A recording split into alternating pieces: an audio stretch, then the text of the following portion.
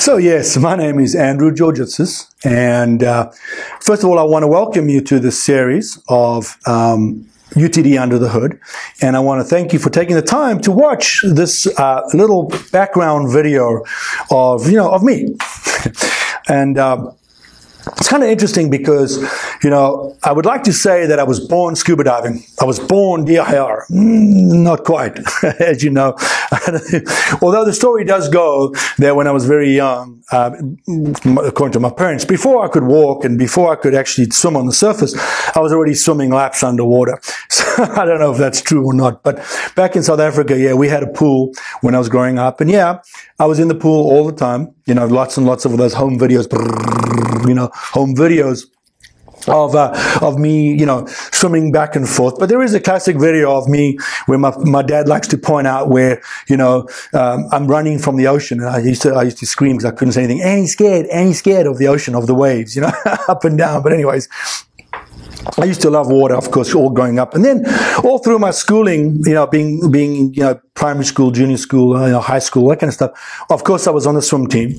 And then later, when I was about 12 years old, joined the water polo club, the local club in not our neighborhood, a different neighborhood, but the club scene. It was an under 17 water polo team, and proceeded from about 12 years old to get the absolute snot kicked out of me by the 17-year-olds. But my coach always told me, and his name was Henny, great guy, great guy, always told me, in the water, everybody's the same size. You will eventually. And, he was right. I stuck at it.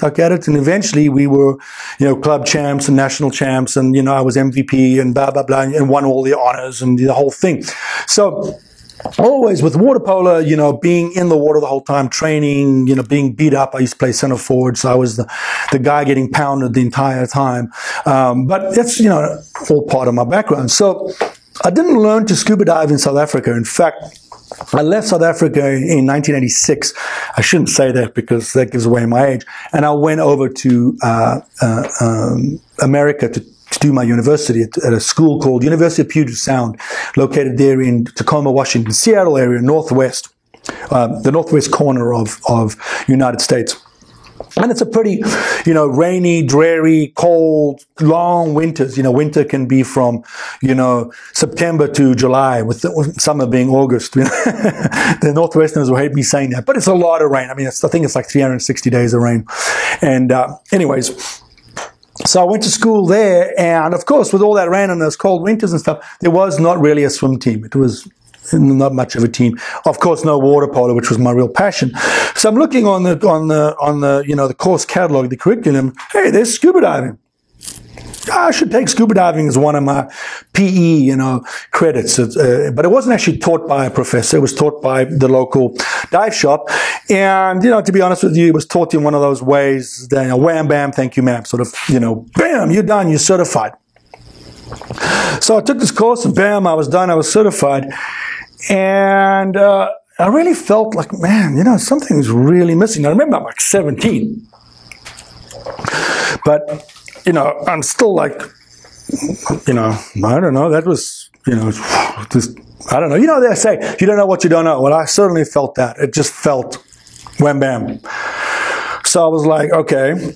So anyway, I had a friend that I played rugby with that was a fireman, and he had some spare gear that it was his girlfriends or wives or whatever. He said, hey, let's go catch a dive. So, cool. Sounds great.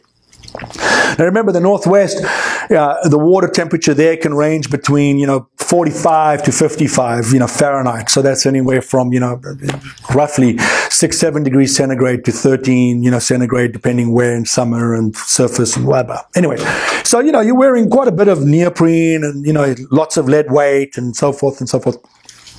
And really strong current. Visibility can be 0 to, 6 meters. 20 feet. So, a good day is 20 foot. So it's a pretty serious conditions to dive in. And we go for a dive. And I remember it was actually a dive under the Fox Island Bridge. And believe it or not, if it wasn't for my watermanship, if it wasn't for my just physical, I'm 6'5", strength, I think we would have been dead today. I really do. I really think that, and it scared the bejesus out of me because I was like, this is crazy. This is absolute craziness. So I went back into the dive shop and I was like, you know what? I had this experience. I don't know what I'm missing. you know, what do you have to offer for class? They're like, we have an advanced class, and what we're going to do is over this weekend, we're going to do these 4 dives, I'm going to do 4, and you're going to do this, and I was like, that sounds like a wham, bam, thank you, ma'am, again. No. I said, okay, you know, we'll do it. So over that weekend, wham, bam, thank you, ma'am, became advanced. And all of a sudden, I'm holding this, like, you know, piece of plastic after 2 weeks. It says, you're an advanced diver. I'm like, I know you might say I'm an advanced diver, but I can tell you I don't feel it. I feel kind of like, what's missing, man? This is sketchy at best. So, anyways, I thought, you know what? Let me go just try a different dive shop. Maybe it's the dive shops. I don't know. So off I went to a different dive shop. And I walked in there, and that guy's like, oh, yeah, college student, awesome, blah, blah, blah. Yeah. The next level for you is teaching. And I was like, what? I was certified, and then 2 weeks, and then, yeah, don't worry. I'm not saying you start teaching tonight. What I'm saying is we'll get you in the instructor path right away. Yeah, but I don't have the dives. Don't worry, you'll get the dives. Just get into class, start sitting through the classes, seeing what it's about, and we'll go from there. So I'm like, okay. So, you know, that night he has a class, and we do book work, and the next night's pool work. And after the pool, he comes to me, he says, like that, and I love these slick Willie salesman. He's like, you're awesome in the water. Man, you are a natural. You're a natural teacher. Man, this is incredible. You're going to be a great instructor, and you can make all this money. And I'm like, really? He's like, yeah, you can go through college and pay for the... So, of course, I'm 17. I'm young. I'm dumb. I'm like, sure, you know, but I don't have any money. Don't worry. He says, don't worry. I know you're 17, but what we'll do is when you start teaching, you'll teach X amount of students for me. I'll sign them off, and then, you know, you'll eventually pay me off for your instructorship. And by the time then, you'll be 18 and you'll be able to teach. So I'm like, okay. So 2 weeks later, the principal, the main instructor there at the store quits. And all of a sudden, I find myself in the primary role. And I'm like, what? Now I'm actually teaching. And I'm like, I don't think I had 50 dives under my belt. And I'm like, you've got to be kidding me. I mean, even as a 17-year-old with incredible watermanship skills, and I can swim, you know, 400 yards in 4 minutes, you know, whatever. I'm not bragging. I'm just saying, you know, you look down and you're like, what? How can I be teaching scuba diving, you know? Crazy. But yeah. So I started teaching and carrying on, and I was like, man, this is just really sketch, you know what I mean? And then, you know, he ended up going with a different agency, and then before you know it, I become an instructor trainer. And I'm like, I still, at this point, really don't know that I'm ready and qualified and able to do this, but okay, you know, whatever. And it was, you know, one of those wham, bam, thank you, ma'am type courses. Anyways, so I go back to South Africa after college, and I do a couple of years of teaching there. And before I come back here to the States, and in '93, and decide that I'm actually going to start some dive businesses. And so, of course, I start my dive business, and, you know, start joining these different agencies, and each and every single one of them is the same. No matter if I go for, you know, IT or IE or IEC or IC, or they give me all these titles, but all of them are about 2 minutes worth of, you know, how to teach and what to teach. Very prescription teaching, you know, just sort of bam, bam, bam, checkbox. And then 2-day seminars on how to sell equipment. You know, you're running a dive business, so you're kind of like, okay, but, you know, it's kind of a sham. Well, of course, my interest lays, and this is in '93, going into, you know, going deeper, longer, harder. And at that time, there's no real instruction. There's no real agencies teaching it just as of yet. Some emerging ones, but nothing really concrete. And this is, you know, believe it or not, this is even when, you know, the time when nitrox was a forbidden gas in the industry. And you had to, you know, run with other agencies that were forbidden from DEMA to be able to even talk about nitrox. According to Skin Diver magazine, it was the poisonous gas that was going to kill everybody. So it's that far back. And the point is that, you know, I was very into technical diving and sort of self-taught. What I mean by that is I'd call up an agency, I'd say, hey, I want to start teaching Trimix and this and that. And they'd say, no problem. We'll send out our training director.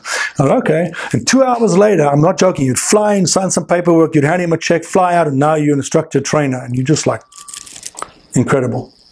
Incredible. I mean, I know one agency, you could send them proof of your qualification, and they'd send you a C card saying that you were at the same level for their agency. So if you were an IT for this, they would make you an IT for that for $20. This was the type of instruction that was happening throughout the industry. And this was technical diving, taking people to 300 feet to 90 meters. You're like, are you kidding me? I don't have to get in the water. I don't have to know anything. I can just send you $20. This was happening everywhere. In the meantime, this is happening. I'm running my dive stores and so forth.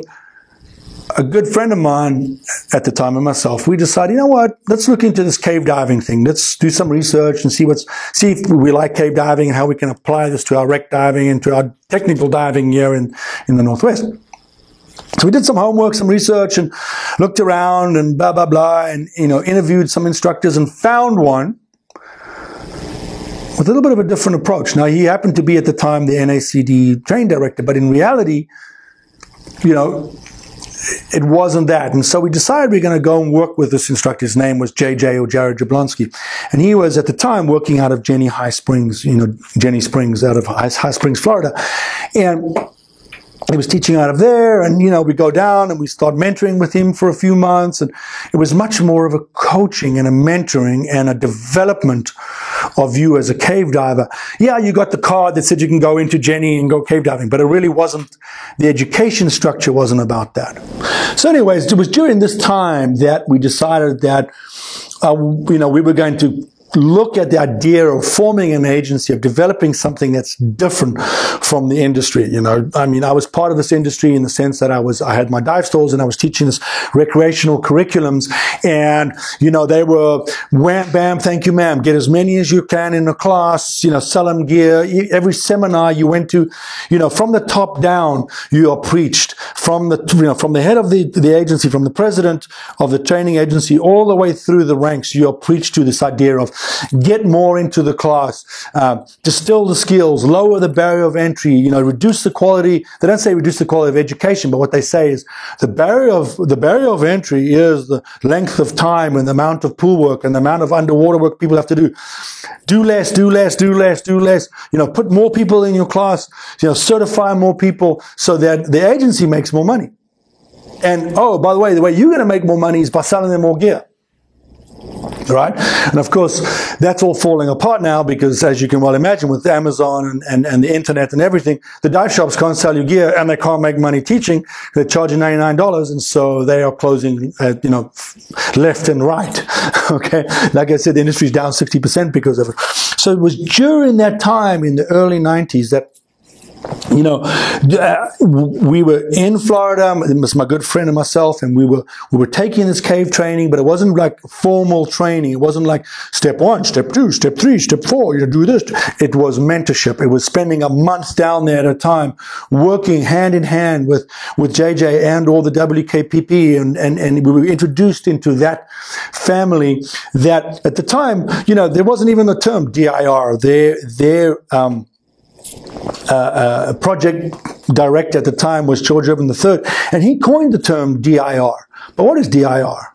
Really, it was based and rooted in these cave diving protocols and skills, an idea of minimalist approach, and frog kicks and trim and blah, blah, blah, blah, blah. I'm not going to preach. I'm just explaining to you that later on we'll discuss the true roots of UTD, but this is where it's all stemming from. And we were looking at this and we're saying, it's not only about that. It's not only about the idea that, you have good trim. But it's about the ideology that we want to instill in you. It's about creating something that says, we want to mentor you. We want to coach you. We want to take the time to develop you. I don't want 10 people in my class and hopefully 10%, which is 1, becomes a scuba diver and the other 9 I don't care about. But the agency has made all 10 books and materials and certification cards, but you as the instructor have only really got 1 student left who you've sold equipment to, and now, he's becoming a scuba diver. I want a different approach. So we were talking about this, and we were, this was over a few years, but we were developing this ideology. And during this time, you've got to remember, I'm running these 2 dive stores. And I'm part of this industry. So I'm part of this, mass mill of just churning through the students 10 at a time so that, hopefully I can keep one or two as scuba divers, And part of this ideology that's been pushed down from the top down of, the barrier of entry is time, the barrier of entry is, money, the barrier of entry, which it's not. Right? That's not the barrier of entry. That's the point. Anybody in today's society, right, knows that those, we live in Southern California. Money is not the issue. Okay. And, we're seeing our numbers decline 60%, and they keep telling us money's the issue. A $99 scuba class scares somebody away. Yeah, no, money's not the issue. So this is happening over here. This is my one life. And then my other life is happening with technical diving, cave diving, and it's this, mentorship and this doing it right and these skills and this minimalist and all this. And there's this huge battle going on in my mind because I'd go back, fly back home, back to the Northwest and go back to my stores and okay, I'd get a class and it's poodle jackets and D400s and Air 2s and, on your knees and wham, bam, thank you, ma'am, and holding the line and all this stuff. And then, over here is this other life and this battles happening in my head. And the agencies keep telling me, this is the way you do it. Barrier of entry, put them on their knees, bang them through the skills, 15-minute time, 2 dives per tank, save money. I mean, there was an article that talked about you can save costs when you teach an open water class by doing 2 dives on 1 tank. This is what I'm talking about. You're sitting there in this industry and they're pumping this information down to you and you're like, over here you've got quality and you've got mentorship, and you've got investment and people taking the time to really show you the ropes. And over here, you got this whatever you want to call it, fiasco. So one of the biggest stories that reminds me of, and actually it's really interesting, is a couple had come in. She was a nurse and she had some odd hours. She had to work this crazy hours. And I believe it was a construction guy, but that doesn't really matter. They came in and they needed semi-private, not one-on-one, but 2-on-1 class, open water class. And, of course, we had our traditional, you can do Monday, Wednesday, Friday, and you're certified by Sunday. Or you can do 2 weekends, Saturday, Sunday, Sunday, Saturday. You can be certified by Sunday style class for $99. And they were like, look, we don't fit and blah, blah, blah. So I decided, you know what? I'll take them on personally. So I took them on and they were my students and, we had a great time in class. We just had a fantastic time. And at the end of the class, we have a barbecue and we're barbecuing up salmon and we're just having a blast. And now it comes time for the traditional, what I was taught to do by my agency, time to corner them and sell them gear. So, okay, So, hey guys, what do you think? Are you going to, you're going to continue on scuba diving? You're going to buy some gear? And they're like, yeah, no, it's really not for us, this sport. It's, well, I don't understand. Well, I mean, what do you mean? And they're like, skiing is just much better. And, we think we're going to get into water skiing or something. And I was like, what? We had a great time. And they're like, no, Andrew, you're an awesome guy. But really, I said, man, you got to level with me. You really just level with me. Because, I thought we were having a great time. I thought you guys were going to continue. Now you're telling me, no, what did I do wrong? They're like, you did nothing wrong. It's not you. I said, okay, well, just level with me. They're like, okay. I said, what is it? They said, well, let's just say this. You got me up at 7 in the morning, there was still some frost on the ground. Okay, it's Seattle, I can live with that. You drive me out to the dive site. You pack me up in 14 millimeters of neoprene. I feel like Gumby boy. You put gloves and hood and I can hardly feel myself. You strap 30 pounds, 15 kilos of weight around me. You put me in this poodle jacket. You make me walk 200 yards down a beach. You make me swim out 200 yards on my back in freezing ass cold water that I can't even see my fins. I'm like freaking out. I'm holding this line. You make me go down this line. I can't see the bottom. You get me on my knees. Now I'm on my knees. You're swimming around looking at me. You're telling me to do these useless skills. I'm, take the regulator out, put it back in. I'm like, what? Are you nuts? I just got down here. You then bring me back up. You make me swim on my back all the way back to the beach. You make me crawl up the beach. Then you make me walk along the beach. And, take all this gear off. At this point, I'm exhausted, and you're like, let's do it again. And again, you do exactly the same thing, down on your knees, and I just felt rushed, and it was just a terrible experience. And I said, I mean, that's the way I was taught to teach, but dude, that's not how we dive. He was like, what? What do you mean? I said, I don't dive like that. I don't crawl down a rope and get on my knees and hold the rope. And he was like, I don't know what you mean by that. And I was like, well, that's not how you dive. He said, so let me ask you a question. He said, stop. Let me ask you a question here. I said, He said, when I walked in the store here only a week ago, there was a sign behind your head. And that sign said, learn to dive. I said, And he said, no, you're telling me that's not how you dive. And I went, yeah. He said, well, then I want my money back. I said, no. Yeah, let me try to explain. And this was when the epiphany in my head went off. This is when the whole light bulb went, pow! And I said, I will never teach again the way I don't dive. I will only teach the way I dive. I will only teach what I believe in. I will only teach my ethos. I will never, ever, ever, ever. I mean, this was such an epiphany to me, because I sat there looking at this guy who said, you said you would teach me to dive. And then you, at the end of this, you said, this is not how you dive. And I sat there and I was like, you're so right. You don't dive by holding a rope. You don't dive by being on your knees. You don't dive by doing skills on your knees. You don't dive by all this nonsense that you taught in an open water class. This horsepaki of never hold your breath or whatever nonsense that they dream up. You're like, you don't dive this way. Who dives like this? That's not scuba diving.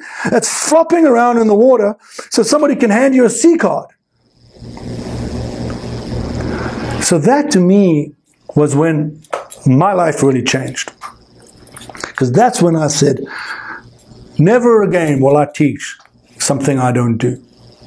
I won't teach some wrist computer on your left hand. I don't wear a computer on my left hand. I don't wear a gauge on my left hand. Why? Because my left hand is on my buoyancy control. I want it easy to see and access. So I'm going to teach it that way. Even so, the stupid manual paddy, whatever, I don't care about agencies, tells you to look at the gauge like this. Who looks at a gauge or a needle or a, you know what I'm trying to say, or has some big console that you read with a pipe back to your tank? I mean, who does this stuff? The disservice that I see now, even now, as I talk to you guys, this craziness that I see people on the beach doing, and the instructor doesn't do any of it. You wouldn't dive like that. You wouldn't dive with a poodle jacket around your ears. You wouldn't dive with some ridiculous console dangling all over the place. You wouldn't dive like a monkey. So this is when I said, you know what? I'm not going to follow this industry that says, you know, do it as quick as possible, do it as minimal as possible, do it as cheap as possible. They're saying it disguised in fancy words, barrier of entry. But the reality is, they want you to do it faster, cheaper, quicker, with, you know, for less money. And I was like, I'll never do that again. I will never, my focus will be joining or developing or owning, and that was the way I thought of it, is I will only be part of an agency or part of teaching the way I dive. My ethos, the way I believe in things, the way I've been taught in this community, this DIR community, over the last, at this point, 5-6 years. You know, I'm never, ever, ever, ever going to go back to allowing myself to teach some monkey business while I do something completely different. And so that is when I really became the training director of GUE and started really pouring my energy into developing all those training curriculums and being part of that movement and bringing the term DIR and the package DIR, whether it be a skill package, a knowledge package, whatever, to the community for the first time. And, you know, we sort of launched with our project on the HMS Britannic in Greece. We launched our agency called GUE, and then ultimately for the next 6 years, devoted my life to spreading and that word across the world. And in 2005, we parted ways, and I then started UTD. And I developed a lot of materials and stuff and got UTD ready to be launched in 2008 and 9 with Jeff Seckendorf. And we launched Unified Team Diving. We'll talk a lot more about our history and our roots and all that kind of stuff in later things. But one of the things that for the next, let's call it, and up to now, for the next almost 20 years, I mean, I'm saying from 96 even, it's 97, for the next 20 years, basically focused my life on only teaching, only disseminating information the way I dive. Because after all, what teaching is not about route learning. It's not about checking boxes, making sure the person can remove and place the mask, making sure the person can remove and place the regulator, and checking the box, and doing it for like a factory. Teaching is about changing behavior by instilling your ethos, your philosophy as an instructor, your approach to diving, and instilling that into your instructor, into your student, my apologies. And that there takes time. It takes investment. And that ultimately is what I changed my life to do, is to say, I'm going to take each and every single student and I'm going to invest in them. And anybody who's taking my class will tell you this. They'll tell you, and I'm not bragging, but they'll tell you, they'll say, look, when you take an Andrew class, they're not all the same. Because what he does is he looks at you as a diver and says, here are your weaknesses, here are your holes, here are the areas that we need to shore up. And he works with you, he coaches you, he mentors you. And there's no like level 1, level 2, level 3, although the agencies have to have that because you have to be able to show that stupid C card to somebody. But at the end of the day, it's about mentorship. It's about taking you from route learning through understanding, through the idea that you understand, why am I learning this? Through the idea of application. Why? How do I apply this? And in what situation? All the way to correlation, to how do I correlate this? And that's true learning. When you watch your student go forth with a changed behavior, with an attitude much that you have developed as a coach, and the only way you arrive at that quality education that you're going to get, is through investment. That's investment of the instructor in you as the student, and as the student, as in you as the instructor. Investment of time. Time is critical. Investment of money. We can all make money and pay. I mean, really, in today, if you're so worried about money, don't even start the sport of scuba diving, or any other sport for that matter. I mean, I'm looking at doing, ATVing, and it's 30 grand. So don't tell me that scuba is expensive. It's not. It's what they want to tell you because they want it to be the barrier of entry, and it's not. So investment is the key. And this is what I strive for the next 20 years of my life, is to make an investment in not only my students, but in this industry, in both being at one time the training director and now actually having an agency, a training agency that we call a progressive education, but in reality, what it's about is each and every one of people that I have as instructor trainers, I've invested in. I've flown to their facility or to them. I've worked with them for countless years, getting them to be an instructor trainer.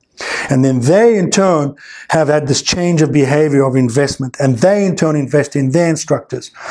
And then those instructors that they've invested in. So you cannot become an instructor in UTD in 1 week, or 4 days, or 5 days. It takes time. It takes an investment. It takes a dedication. It takes training.